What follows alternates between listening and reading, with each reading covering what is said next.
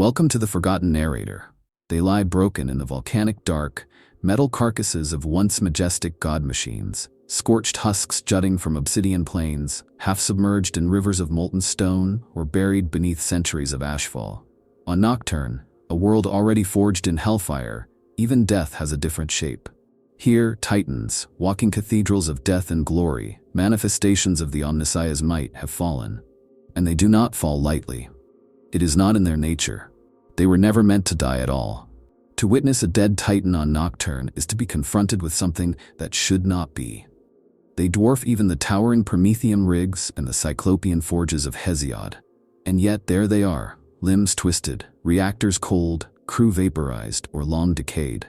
Their remains scatter the blackened landscape like rusting bones of ancient gods. These machines are not native to this place. Nocturne devours weakness, consumes the fragile, yet the titans were anything but. So what could possibly bring such engines of annihilation to ruin in this place of fire and shadow? What story do their hollowed helms still scream to the ashen skies? Nocturne does not welcome life. It does not beckon with fertile plains or gentle winds. It seethes, a world in constant agony. The very crust groans with tectonic unrest, as if the planet itself resents existence. Volcanoes dot the horizon like malignant sores, their eruptions staining the skies with perpetual ash. Lightning dances through the thick soot clouds, and the sun Prometheus burns so bright that the surface is scorched even when shrouded in volcanic gloom. This is the crucible from which the salamanders were forged, and yet even they seem small beneath the fury of their world. The planet's surface is carved by fire and time. Jagged cliffs erupt from seas of molten rock. Earthquakes fracture the ground without warning, collapsing fortresses and drowning settlements in torrents of lava.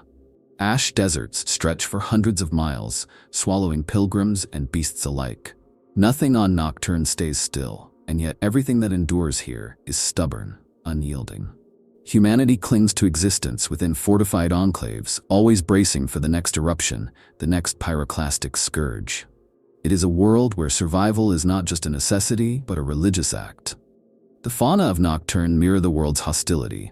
Great drakes bred in magma wombs soar through smoke-filled skies. Burrowing predators with heat-resistant armor swim beneath molten stone. Even the smallest insects possess venom potent enough to kill an Astartes. The natural order here is one of violence and endurance. There is no place for weakness, only strength. Unyielding, enduring, relentless, survives. It is this philosophy that shapes every salamander, and it is this very atmosphere that renders Nocturne so alien to the constructs of Mars and the cult Mechanicus. For all their reverence of heat, fire, and transformation, the tech priests of Mars do not often send their god machines to Nocturne. The Titans, sacred as they are not built for such raw elemental fury. Nocturne's tectonic instability makes the ground itself treacherous for the immense weight of a warlord Titan. The atmosphere corrodes, the ash interferes with auspex and targeting sensors, and the sheer unpredictability of the terrain threatens even the mightiest of void-shielded engines. Unlike the precise, engineered battlefields of most worlds where Titans fight, Nocturne resists control. It resists calculation. It is chaos incarnate, in its most primordial form. And yet, this brutal reality only deepens the mystery. For Titans did come. Despite the mechanical blasphemy that is risking such sacred machines in such a realm, they walked these plains, their steps quaking the quaking ground. One wonders if it was arrogance, desperation, or divine mandate that brought them here. Perhaps it was some combination of all three. For a Titan to be sent to Nocturne is not a strategic decision. It is a mythic gesture, a declaration that no force, not even a world forged in flame, is beyond the reach of the Omnissiah's might. But Nocturne is not a world that bows, not to men, not to machines. Here, even Titans bleed, even god machines die. And in their deaths, they become part of the landscape, part of the mythos. Their skeletal remains are not just wreckage, but cautionary tales.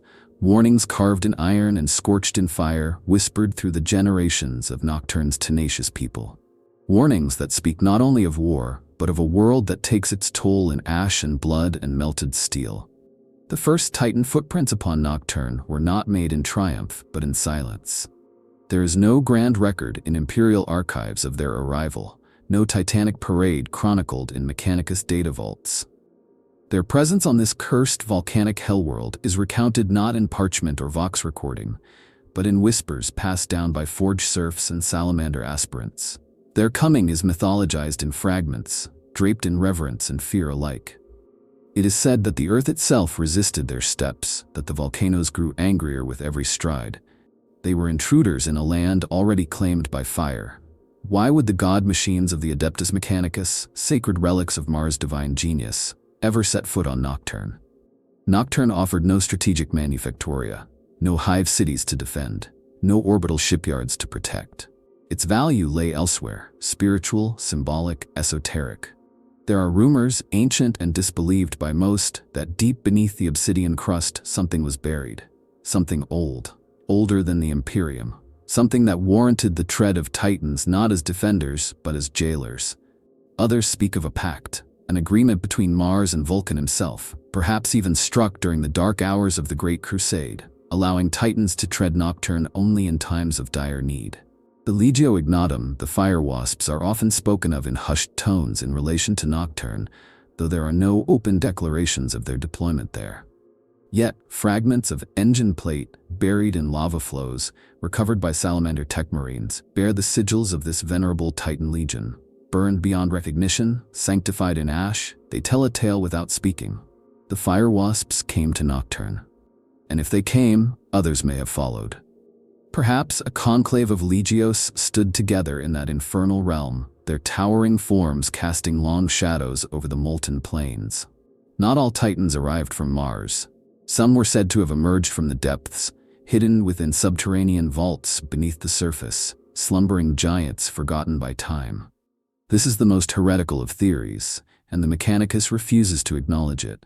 But Nocturne is ancient, older than the Imperium's maps suggest, and Vulcan's secrets run deep. If any Primarch could have hidden engines of war in the bowels of a dying world, it was he. What purpose such titans would serve, however, is a question shrouded in blackened fireglass and stubborn silence. And then there are the tales of titans not walking under command, but awakening, drawn to something deep and dangerous. Machine spirits that stirred without priestly invocations. Engines that rose unbidden from their rest, their reactors flaring to life with a sentience that defied doctrine. To the tech priests, such stories are blasphemy. To the people of Nocturne, they are gospel. Some say these self-moving titans were not of Mars at all, that they came from the stars in ages long before the Emperor walked Terra. Xeno's machines or old knight relics, misunderstood and wrongly sanctified, or perhaps something else entirely, conscious, judgmental, wrathful. Whoever sent the titans, however they came, their arrival marked a change. The earth trembled not from its usual seismic fury, but from the cadence of colossal footfalls. The sky darkened not only from ash but from war. And in the memory of Nocturne, a world where death is mundane and survival sacred, the titans remain an anomaly. Their very presence feels like an intrusion, divine yet out of place, holy yet cursed, a contradiction in metal and fire. And as their bodies fell and cooled in the centuries to come, their mystery only deepened. When Vulcan walked among mortals, the air itself seemed to burn with reverence. His presence on Nocturne was mythic, both salvific and terrifying. But even the Primarch, paragon of fire and endurance, stood in awe before the titans. Though forged in the crucible of Nocturne's hate, Vulcan saw the god machines not as equals but as living temples to another kind of fire. Not the natural flame of his homeworld, but the burning logic of Mars, the sanctified wrath of the machine god. It is said that during the Great Crusade, Vulcan only ever called upon the Titans in the direst of times. He preferred the strength of his sons, the hammer and flame of mortal will.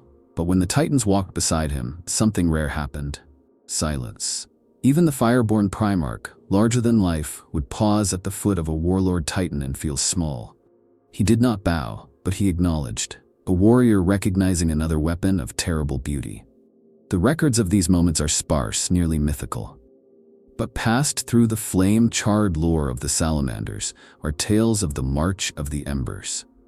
One such story tells of the time Vulcan led a combined force of salamanders and titans against a Xeno's fortress buried beneath the crust of Nocturne itself. The enemy had burrowed into the world's mantle, infecting it like a cancer. Only the Titans, with their seismic stabilizers and void-shielded might, could hold the tunnels open long enough for the Astartes to purge the infestation. That battle ended with the detonation of a sun core device. The crater still smolders to this day, known as the Heart Scar, and the Titan that carried the device, Heaven's Pyre, never emerged. Vulcan did not treat the Titans as mere tools.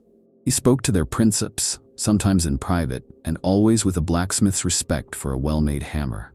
Unlike many of his brothers, who saw Titans as extensions of imperial authority, Vulcan saw them as companions, touched by the divine perhaps, but still capable of choice, still kin to the fire that burned in his own soul. Some even believe that he forged weapons not only for men, but for Titans, colossal blades and siege gauntlets infused with rare metals found only in the volcanic veins of Nocturne. What little the Salamanders know of the Titans from that era comes from Vulcan's private records, kept under lock by the Reclusium. They speak of a particular engine, Ashen Verdict, that followed Vulcan across 5 campaigns. Its machine spirit was said to be unusually calm, almost contemplative, a rarity among the aggressive warlords of its legio. Some whisper that Vulcan spoke to it not only as a commander, but as an equal. That perhaps the Titan was older than even the Mechanicus suspected, and that it remembered things from before the Emperor's rise. What such a machine might have told the Primarch remains locked beneath layers of secrecy and fire-sealed vaults. And when the heresy came and Vulcan vanished into the tide of betrayal, it is said that the Titans on Nocturne wept molten tears. Their reactor cores howled with grief. Some marched into battle without orders, following phantom echoes of their lost ally. Others shut down entirely, refusing to awaken for any voice but his. The Salamanders, themselves shattered and grieving, left the Titans where they stood, frozen in mourning. And so began the era of silence. The Titans, once companions in glory, became immobile monuments to a lost age, and the world around them kept burning. War on Nocturne is not a clean affair. It is never a matter of lines drawn and sieges laid. It is eruption and ambush, furnace storms and subterranean battles in molten veins. The planet does not lend itself to grand tactics or prolonged conflict. Yet across its smoldering surface, war has come again and again. And in rare, terrible moments, those wars grew so vast, so catastrophic, that the walking gods were summoned. Titans, each the size of a city block, came to wage a kind of warfare Nocturne had never seen and would never forget. The first of these wars, at least according to surviving accounts, was the War of the Fractured Flame. A time when a xenospecies, now unnamed, now entirely extinct, dug itself into the southern continent of Piraeus. These creatures were not simple raiders. They were terraformers, seekers of geothermal power, and they began to turn Nocturne's inner fire against itself. Volcanoes were seeded with alien cores, lava redirected into weaponized rivers. The Salamanders fought them with fury, but the Xenos had learned to fight underground, in caverns where even power armor melted from proximity to the core. The Titans came as anchors, immense stabilizers that carved their way into the planet's crust and turned seismic disaster into calculated devastation. They did not merely fight the Xenos. They wrestled with Nocturne itself. Later came the Forgefire Rebellion, when an entire Forge city, Caldera Magna, turned against the Imperium. Its rulers, corrupted by data fragments of Dark Age origin, declared themselves keepers of the Omnissiah's true will. They unleashed forbidden constructs, AI-guided defense grids, autonomous battle engines, and psychically reactive plasma mines. It was a miniature heresy, echoing Mars's own ancient shame. Only the Titans could breach Caldera Magna's volcanic shield, walking through plasma storms while shrouded in prayer and iron resolve. The battle ended with a triple Titan assault. One engine detonated itself in martyrdom to breach the gates. Another was torn in half by rogue automata. And the last, a reaver named Bell of Chains, still stands upright today, frozen mid-charge, its crew entombed by a final volcanic surge. The most tragic of all was the sundering of Heshtor. A war not between man and alien, but salamander against salamander. A splinter force, driven mad by warp exposure and psychic trauma, believed themselves abandoned by Vulcan. They built sanctums of obsidian and flame, temples of agony, and began to perform rites older than the Imperium, invoking powers no son of Nocturne should ever name. The chapter had no choice. The Titans were called not merely to destroy, but to erase. Every trace, every shrine, every scream. The Titans burned entire calderas into nothing. Entire mountains were glassed. This war left psychic scars across the planet. Some say you can still hear the chanting in the lava tubes beneath the shattered range. And always Nocturne fought back. Not just the enemies, not just the traitors or the aliens, but the world itself. Tectonic fury would swallow Titans mid-stride. Lava geysers would surge beneath them, toppling engines like children's toys. One Titan, Emberwake Ascendant, was struck by a volcanic eruption so massive it launched molten stone 10 kilometers into the air. The impact shattered its reactor core. It died not in glory but in confusion, its machine spirit crying out in binary anguish, heard by Mechanicus vessels orbiting the planet. Every war that warranted a Titan's step on Nocturne ended with equal parts victory and loss. The engines of Mars were designed for battlefields of steel and dust, not magma and myth. Their victories were not clean, their deaths were not noble. They were swallowed, broken, and burned until only twisted remnants remained. And in the quiet after each war, the salamanders would stand among the wreckage, gaze upon the torn steel altars of their once allies, and wonder if such power was ever meant to walk among mortals at all. It was not a war, not in the traditional sense. No banners were raised, no calls for reinforcements echoed across the stars. The final battle of Nocturne's Titans came like a sudden quake, violent, unannounced, and irreversible. And like so many truths in the grim darkness of the far future, its details are half lost, half forbidden. All that remains are echoes. A cluster of wrecked engines sprawled across the ashen deeps, too damaged for repair, too sanctified for burial. Their positions tell a story that no one is allowed to tell. The wreckage forms a ring. 7 Titans at minimum, some say 9. At the center lies a vast crater, a hollowed basin of blackened glass that stretches for miles. The soil there is fused into obsidian, and even the ever-churning tectonic forces of Nocturne avoid it. Seismic readings dip when they cross its radius, as though the very planet recoils from that place. The Mechanicus refers to it only as Zone Null. The salamanders call it the Ember Tomb. The battle was swift and unnatural. That much is known. Vox records from nearby forge halls were cut off mid-chant, as if the very air had been silenced. One report, scrubbed from official archives but whispered by archivists, spoke of Titans firing upon each other. A civil war of god machines, a fracture not of allegiance, but of machine spirit. Engines gone mad, screaming litanies of hate in scrap code and binary curse. No external enemy was detected, no Xenos fleet, no heretic uprising, just Titans turning inward, igniting each other like torches in the dark.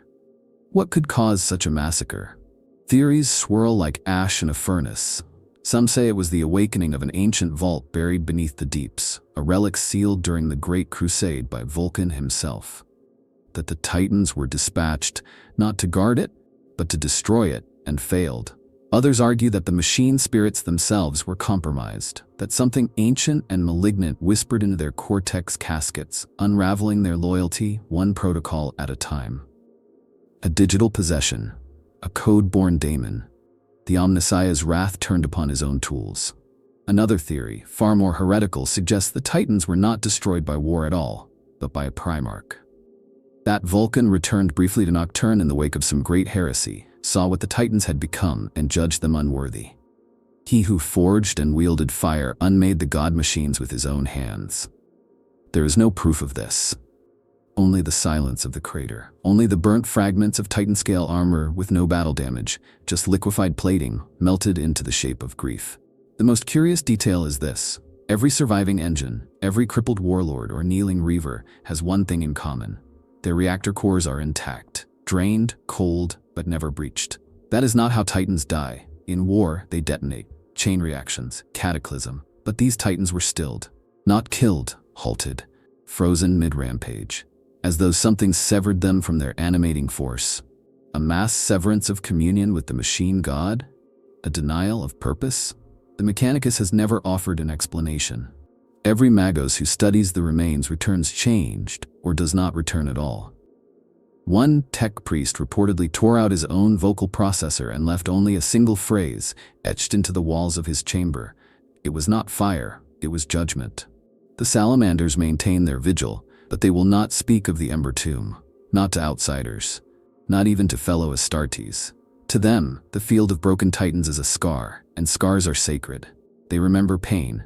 They teach without words. And so, the last battle of the titans on Nocturne remains unspoken. A war of silence, a holocaust without record. The god machines, once the apex of Mars' creation, lie still, not in defeat, but in a kind of terrible obedience. As though they understood they had gone too far. Or worse, been made to understand. A titan's death is not simply the loss of a weapon, it is the silencing of a cathedral. The end of a legacy that spans not years or centuries, but millennia. These engines are more than steel and circuitry. They are reliquaries of devotion, living shrines to the machine god, and when they fall, something sacred is torn apart. On Nocturne, where every moment is already a struggle against planetary fury, the death of a titan reverberates deeper. It is not just the extinguishing of fire. It is a crack in reality itself, as though something immortal has remembered it can bleed. Each titan carries within it not just a crew, but a bonded soul, an amalgamation of princeps, moderati, techadepts, and the machine spirit itself. Their minds are intertwined, layered in ritual and resonance. When a titan dies, it does not do so quietly. It screams, in code, in binary, in electromagnetic agony. These death throes can be detected for miles, their echoes disrupting vox channels and killing nearby unshielded cogitators. And for days after, the area around the fallen god becomes hostile, unpredictable, as though reality itself rejects the notion of such a death. The salamanders, though not of Mars, understand this in a way that surprises the Mechanicus. They do not speak of dead titans. They call them shattered thrones. For to them, these engines are monarchs of war, and their destruction is more than tactical, it is a spiritual collapse. When a titan falls, the salamanders mark the site with obsidian cairns carved with runes of mourning. These cairns are never touched by the Mechanicus, perhaps out of respect, perhaps out of fear. But death for a titan is not just about physical ruin. The destruction of the machine spirit is a sacrilege beyond most comprehension. Some titan legios believe that the spirits do not truly die, but are fragmented, scattered like digital souls across the noosphere. Others speak of the Omnissiah recalling his servants to some sanctified data vault beyond mortal access. But on Nocturne, the belief is more visceral. The salamanders and their allied tech priests speak of burning echoes, residual machine spirits that linger in the wreckage, not as data but as wrath. The ruins of titans are said to twitch when no wind blows. Vox static becomes coherent, forming ghost chants in technolingua. There are reports of tech adepts going mad while attempting to interface with a ruined titan, their minds overloaded with grief not their own. The earth beneath a dead titan changes. The soil fuses into slag glass. Electromagnetic anomalies persist for decades. In one infamous case, the wreck of the warlord Forgotten Redeemer caused local gravity to flux unpredictably for nearly a century. Pilgrims would arrive and be crushed, stretched, or atomized as if by divine judgment. Eventually, the area was declared a forbidden sanctum. Nocturne does not allow the desecration of god corpses, and yet scavengers try. The lure of sacred circuitry, plasma conduits, and lost relics draws both desperate souls and heretical thieves. Many do not return. Those who do are often altered, mind-broken, scarred, whispering in code. Some carry fragments of titan logic cores, still hot to the touch, pulsing faintly as if remembering war. Others bear symbols etched into their flesh, sigils they did not have before. The Mechanicus responds with extermination protocols. The salamanders respond with silence. What does it mean for a titan to die on Nocturne? It means the impossible has happened. The divine made fallible. Fire has consumed fire. It is an inversion of sacred law, a cosmic betrayal. It is more than tragedy. It is omen. And every time a child of Nocturne passes one of these iron corpses, they do not look in awe. They look in fear. Not of death, for Nocturne teaches that early, but of judgment. For if even a god machine can fall, then what hope is left for anything less? When a titan falls, its death does not end with wreckage. It bleeds into the land, into the sky, into the dreams of those who live nearby. On Nocturne, these echoes are not metaphor, they are palpable. The planet remembers. The titans, even in death, are too large, too loud, too sacred to vanish quietly. They become part of the terrain, not just physically but spiritually.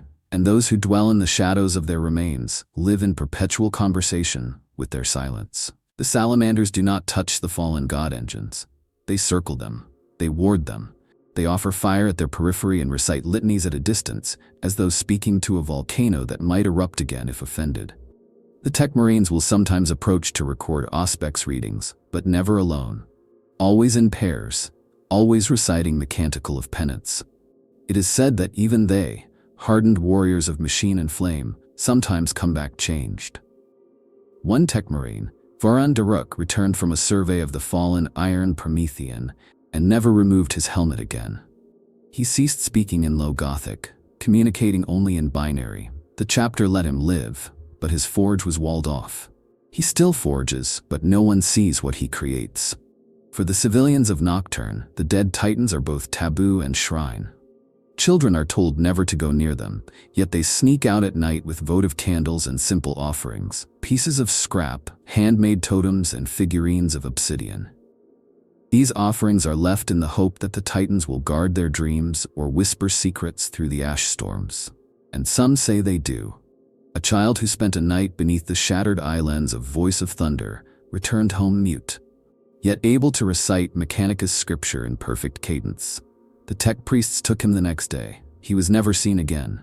There are legends now. Each titan has become a god in the local mythologies of Nocturne's people.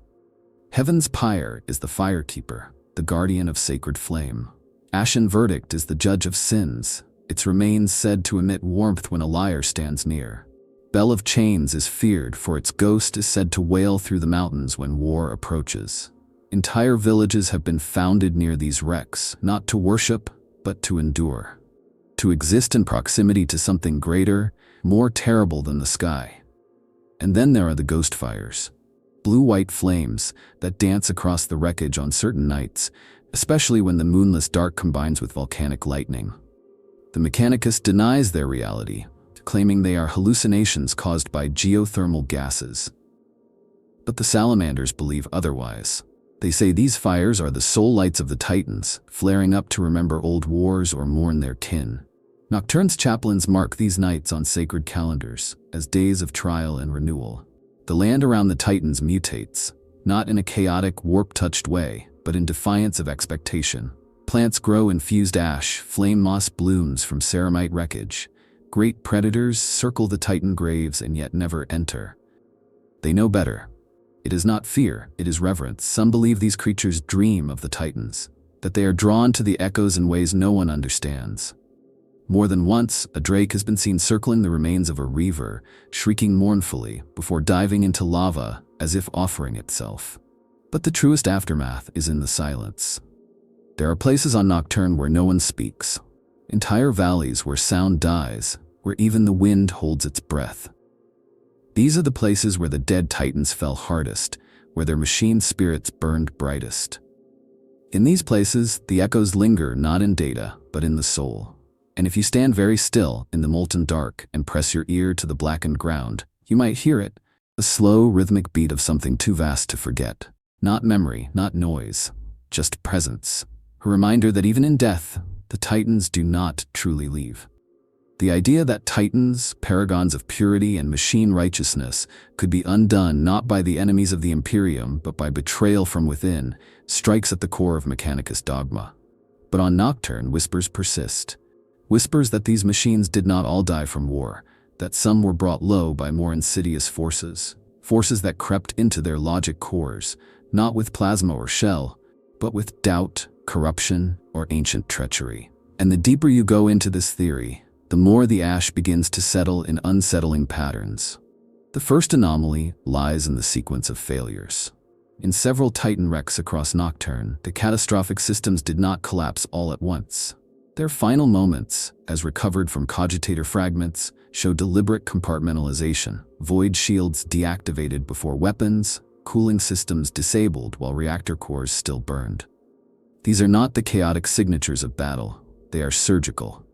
Intentional, saboteurs, perhaps. But who could penetrate the inner sanctums of a Titan to plant such ruin? One possibility is the Mechanicus itself. Heresy within its ranks is not unheard of, though always buried under layers of redacted scripture. The Forgefire Rebellion showed that even within the most sanctified of forges, ideas older than Mars still fester. A tech priest believing in the original AI of the Dark Age, or perhaps an adherent to forbidden scrap code theology, might see the Titans as false gods, blasphemous copies of something purer, older. Sabotage in this case would not be treason, it would be exorcism. Then there's the idea of psychic infection. Nocturne has never been a warp-blessed world. Its people are grounded, earthy, forged in flame. But during the sundering of Heshtor, psychers exposed to unknown warp energies began to display patterns of behavior matching machine spirits, chanting in code, moving in sync with non-existent commands. If human minds can be rewritten by the warp, why not the semi-conscious spirits of Titans? A single psychic shockwave could, in theory, disrupt the delicate harmony between princeps and engine, turning veneration into madness. Another possibility is that the betrayal came not from enemies or traitors, but from within the Titans themselves. The machine spirits of these behemoths are not passive databases. They are sentient in ways the Mechanicus fears to admit. They remember, they choose, and sometimes they refuse. A Titan might reject its princeps, cut off its own systems, or even lash out, especially if it deems its purpose corrupted. In this light, the fall of certain Titans could be viewed not as defeat, but as self-sacrifice. A machine choosing death over dishonor. One infamous case, the Reaver Solemn Veil, was found slumped against a cliffside with all weapons intact but systems dormant. Its princeps was dead, his body marked not by trauma but by suffocation, his life support severed internally, perhaps by the machine itself. And then, of course, there is Vulcan, or at least his lingering influence. It is no secret that the Primarch did not entirely trust the Mechanicus. He walked among them, yes, he forged for them, but he never bowed. If Vulcan foresaw a time when the god machines would no longer serve the Imperium but threaten it, might he have planted safeguards, hidden kill switches, cursed fragments of code that only activate under specific conditions? His sons would never say. But the Salamander's refusal to approach certain Titans, despite their need for relics and sacred tech, speaks volumes. Ultimately, the theory of sabotage cannot be dismissed. Too many engines fell without a final fight. Too many died in silence, in ways that defy battlefield logic. Whether the hand behind it was traitor, tech priest, spirit, or something else entirely, the pattern is there. Not every Titan was slain. Some were silenced. Some chose silence. And on Nocturne, a world that listens more than it speaks, that silence is louder than any explosion. The Mechanicus speaks of the machine's spirit with reverence, with ritual, with fear, carefully veiled behind layers of sacred protocol. To them, it is a divine presence, obedient if honored, wrathful if neglected. But on Nocturne, far from the gleaming cathedrals of Mars, that belief is twisted by fire, shadow, and the living memory of death. Here, the machine spirit is not merely a presence within the engine. It is a ghost, a god, a thing that lingers. Among Nocturne's forge clans and fireborn tribes, stories of haunted Titans abound. Wrecks that whisper in the night, hollowed cockpits that emit the faint scent of burning incense. The sound of footsteps, massive, distant, impossible, thudding across cooled lava plains under a starless sky. These are not idle tales. The Salamanders themselves acknowledge the phenomena, though they do not name it. They simply station a watch, light a fire, and observe. The Adeptus Mechanicus is both terrified and obsessed. Their beliefs demand total faith in the purity of the machine spirit. But what happens when that spirit begins to act in ways that defy doctrine? When it answers questions no one asked, or replays battles that never happened? One ruined Warhound Titan near the Scoriac Cleft was recorded activating a single weapon hardpoint every year on the anniversary of its destruction. The energy signatures were consistent, the motion deliberate. But there was no target, no threat, just ritual. Some priests call this phenomena resonant recursion, a technical term meant to sanitize the spiritual horror of a machine reliving its own death. Others go further. They speak of spirit fracture, a condition in which the logic core becomes splintered, acting out multiple paths of memory and identity at once. To the layman, it means madness. A Titan reliving 1,000 deaths, whispering 1,000 names. These anomalies are not limited to the dead. Even functioning Titans that once walked Nocturne have been marked by the experience. The Princeps of Verdict of Ash, a Mars-ordained warlord class, reported that after a campaign on Nocturne, his engines ceased responding to standard invocations. It demanded different rites, rituals closer to salamander customs. One day, it refused to activate at all until a local forge cleric sang a native lullaby in Old Nocturnian dialect. The Mechanicus attempted to reformat the spirit. The resulting backlash incinerated 3 adepts and melted the deck plating. On Nocturne, the line between spirit and superstition blurs. Entire sects of local tech priests, known as the Cinder Mantled, believe that machine spirits are not divine by nature but by trauma, that the fire and death they endure shapes them into something more, something aware. These priests practice rituals forbidden on Mars: fire dowsing, dream burning, and the grafting of organic memory into data vaults. They claim to hear the Titans not as engines, but as voices in fire. The Mechanicus excommunicates them, but the Salamanders protect them. They understand fire must be listened to as much as wielded. There are darker superstitions too. Some say that the Titans do not merely linger, they judge. That the dead engines can see the sins of those who approach. Those deemed unworthy are struck by inexplicable illnesses, madness, or accidents that seem like coincidences until they pile up. A Forge clan chieftain who stripped sacred armor from Vigil of Ruin was found days later fused into his own power armor, screaming in binary, veins pumping molten brass. The Forge was abandoned, its fires left to die. And so, the people of Nocturne do not simply fear or worship the fallen Titans. They interact with them the way one might with old gods, carefully, with respect, and always assuming they are watching. For the machine spirits of Nocturne are not asleep. They are not gone. They are listening, always, through ash and silence and time. And every now and then, when the stars flicker strangely and the ground hums without quake, they answer. To salvage a Titan on Nocturne is not theft, it is pilgrimage, it is risk, it is a dance with the divine and the damned. These colossal corpses of war are not simply rusting relics, they are riddles made of adamantium and sanctity, dripping with power and peril in equal measure. For some, they are treasure troves of lost technology. For others, tombs better left sealed. But for the people of Nocturne, they are something else entirely: sacred scars. The Mechanicus sees the fallen Titans as sanctified remains, property of the machine god. To touch them without authorization is heresy. Yet even they approach cautiously, sending in magi under heavy escort, shielding their thoughts from lingering scrap code pulses. They do not salvage as much as they perform rites of extraction. Chanted equations, fire-slick purity rituals, and multi-layered data communion. Each component removed is wrapped in incense-treated cloth, cataloged with reverence, and stored as relic. But the Forge clans of Nocturne do not ask for permission. They move under the eyes of gods. Many believe that if the Titan did not burn them alive, then the god machine allowed them to approach. These salvagers are not scavengers in the traditional sense. They carry braziers of coal fire, whisper prayers in Nocturnian dialects, and pour liquefied obsidian as offerings before daring to remove a piece of armor or conduit. The parts they retrieve are never sold. They are reforged into ritual blades, forge icons, or armor inlays for salamander aspirants. Some relics are passed from generation to generation. Shards of Titan hull carved into totems, circuit filaments worn as talismans. These are believed to ward off volcanic fury or grant protection from psychic intrusion. Whether such beliefs hold truth or not matters little. The power of belief on Nocturne is stronger than plasma shielding. Entire lineages trace their prosperity to a salvaged fragment once gifted to a dying child during a lava storm, said to glow with inner heat when danger approaches. But not all salvagers return blessed. Some bring back more than they took. A rogue adept once retrieved a Titan's damaged MEU link and attempted to interface with it in private. He was found days later, naked and smeared in sacred oils, chanting the names of long-dead princeps. His brain was later dissected and found to contain unfamiliar data clusters, encoded not in digital sequences, but in bioluminescent patterns resembling fire.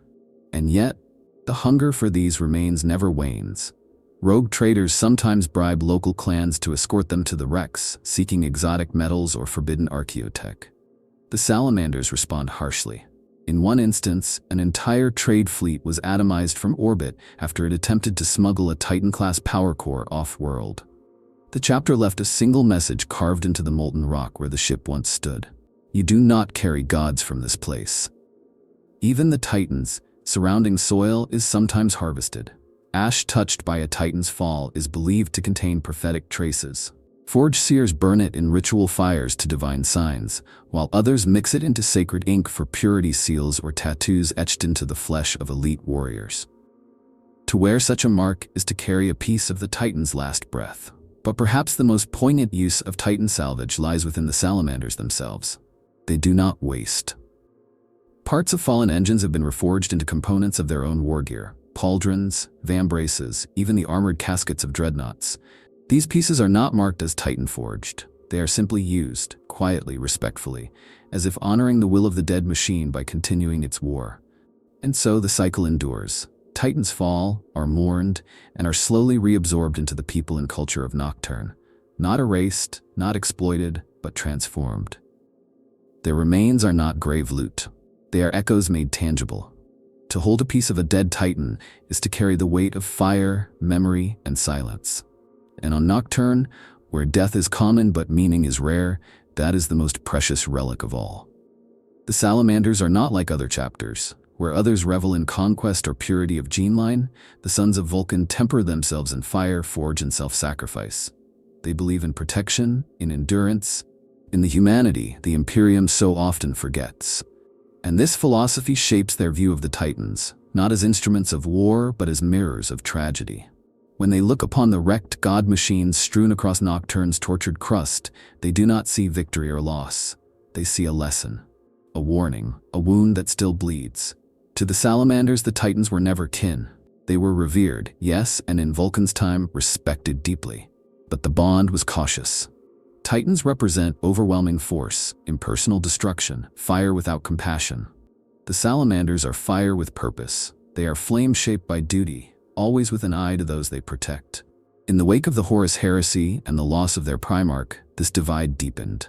The titans remained, but their silence grew louder, more accusing. And so, the salamanders stepped back, choosing to honor from afar. When a titan dies, it is the salamanders who build the cairns. It is they who patrol the wreck sites, not as scavengers, but as guardians. Their watch is not about control, it is about containment. They believe the machine's spirits linger, that some, in death, burn too bright to fade entirely.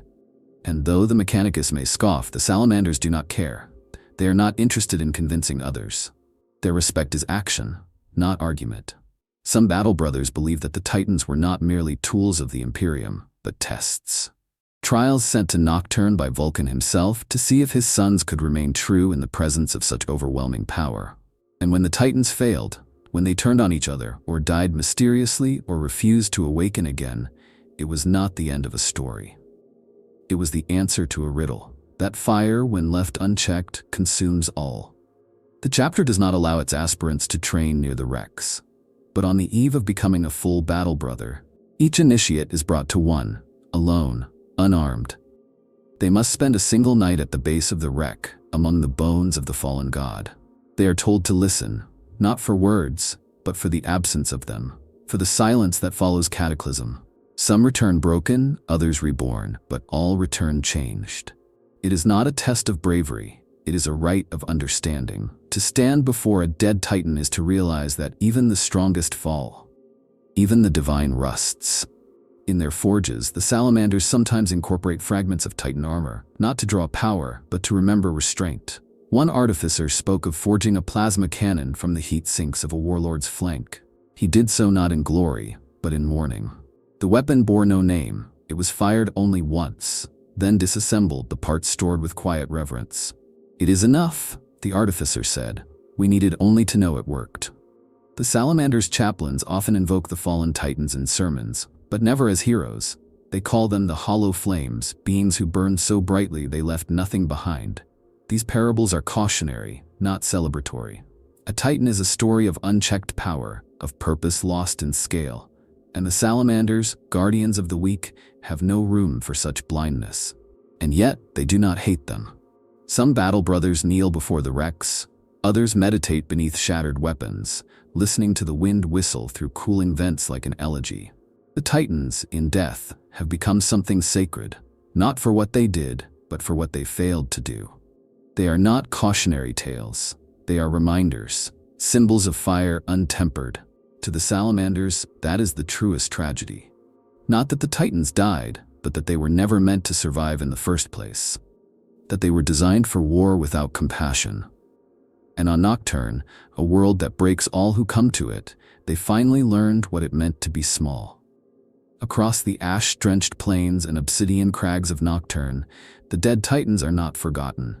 They are not simply remembered, they are lived. Their shapes dominate skylines, their silhouettes etched into the minds of children before they can speak. Their presence is not a historical footnote, but a mythos that saturates every facet of culture. Songs are sung in rhythm with the thrum of a Titan's ancient heart. Poems are carved into lava glass, echoing the silence they left behind. Even the forges, the heart of Nocturne's survival, beat in time with stories born from their deaths. The language itself reflects them. Nocturnian dialects are rich with Titan metaphors. To stand unmoved in the face of danger is to walk like warlord Ashenfall. A betrayal is called void breaking, a reference to the collapse of a Titan's shields. And to lie is to speak in cooling vent, meaningless noise after the engine's heart has gone cold. These phrases are not poetic invention, they are lifeblood. Culture on Nocturne isn't just formed in the wake of the Titans, it is carved from their corpses. Artists use Titan wreckage as canvas and subject. Massive murals stretch across Forge Hall walls, depicting the final moments of machines like Emberwake Ascendant or Bell of Chains. Not in heroic tones, but in sorrowful, reverent shades. Iron bleeding fire, machine eyes dimming as if in mournful understanding. Sculptors carve statues from scavenged hull fragments, their forms abstract, twisted, capturing the agony and awe of god machines that once moved like living mountains. These pieces are not kept in palaces. They're placed in the streets, by water collectors and forge entrances, so all may remember. Every year, Nocturne marks the Night of the Hollow March, a silent procession lit only by flame, where citizens wear blackened ceramite masks and walk the paths around the nearest Titan wreck. Children are taught not to cry during the march, but to listen. The silence of those walks becomes a shared experience, a ritual of reflection. It is not about mourning the dead. It is about accepting the fire that remains. That silence, that emptiness, is their inheritance. Even dreams are haunted by Titans. It is said that some Nocturne-born are dreambound, gifted or cursed with visions of the moments when Titans died. They feel the weight of the God engine, hear the panic of the Moderat, the resignation of the Princeps, the binary shrieks of failing machine spirits. These dreamers rarely speak. Some become silent monks. Others disappear into the mountains. A few are chosen by the salamanders, believed to carry within them an echo of the machine's final will. And yet, it's not just sorrow that defines the legacy. There is inspiration too. A Titan's death is not failure. It is a challenge, a reminder that even giants fall, and so mortals must rise. Forge clans tattoo themselves with stylized silhouettes of fallen engines. Children take their first oath of fire not in temples, but beside the shattered kneecaps of Titans. Their vows are whispered into rusted metal, to endure, to protect, to remember. The dead Titans are more than memories. They are culture, myth, warning, and hope. They walk not in metal, but in metaphor. In the resolve of the salamanders, in the flames of the forges, in the quiet strength of a mother shielding her child during a lava storm, in the silence of a child who sees too much, they live in stories told over coals, in lullabies that echo like reactor hum, in the knowledge that even fire must be tamed. And so, when you ask what killed the machines that shouldn't die, the answer is not simple. It was fire, it was betrayal, it was fate and defiance and perhaps even love. But most of all, it was Nocturne, the world of fire and shadow, the world that breaks all things to see what remains. The dead Titans are not gone. They are part of Nocturne now. And if you listen closely, in the smoke and in the silence, you can still hear them breathing. Subscribe to the channel for more tales from the dark heart of the 41st millennium, where myths are built in steel and even gods can burn.